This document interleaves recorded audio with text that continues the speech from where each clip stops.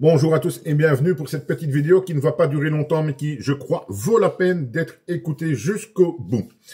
L'histoire se passe ici en France, au collège Jean Rostand de Cateau-Cambrésis, le lundi 19 mai dernier. Une jeune élève âgée de 15 ans seulement frappe son prof en classe, lui donne une gifle. Je suis d'accord, elle ne doit pas le faire, elle mérite une sanction, elle mérite d'être appelée à la direction, que ses parents soient appelés, gros sermonnage. Tu leur fais encore une fois, tu es dehors de l'école et on prive les parents de toute aide par rapport à sa gamine. Là, je suis d'accord. Ici, ce genre d'histoire se réglait dans ce style-là il y a quelques années, quelques décennies. On appelait les parents à l'école, le problème était réglé. Merci, au revoir. Ici, c'est pas le cas. Le professeur porte plainte. Pas à sa direction, pas à l'enseignement, mais à la police. Et ni une ni deux, la gamine de 15 ans est placée en garde à vue. Vous entendez bien, placée en garde à vue pour une simple gifle.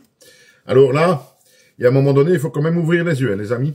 Si, en France, à l'heure actuelle, on place en garde à vue, une jeune gamine pour une gifle de 15 ans, alors là, les gardes à vue, il n'y a pas assez de bureaux de police pour les tenir. Parce qu'alors, il faut faire le tour des cités, de tous ces dealers, etc., qui pourrissent la vie des gens tous les jours, et eux, bizarrement, sont libres et tranquilles. On ne les emmerde pratiquement jamais.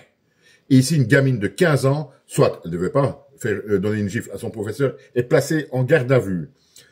Quand on voit déjà comment ont été traités les gens pendant la période Covid, hein, plusieurs ont perdu des yeux, plusieurs ont été tabassés tout simplement pour un masque mal mis, etc., et que maintenant on place une gamine en garde à vue pour une gifle donnée, même si ça ne doit pas se faire, nous sommes bien d'accord.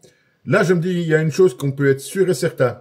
Dans 1 à 2 générations, si les gens ne se réveillent pas, eh bien, il ne fera pas mieux vivre en France qu'en Corée du Nord, vous pouvez en être certain.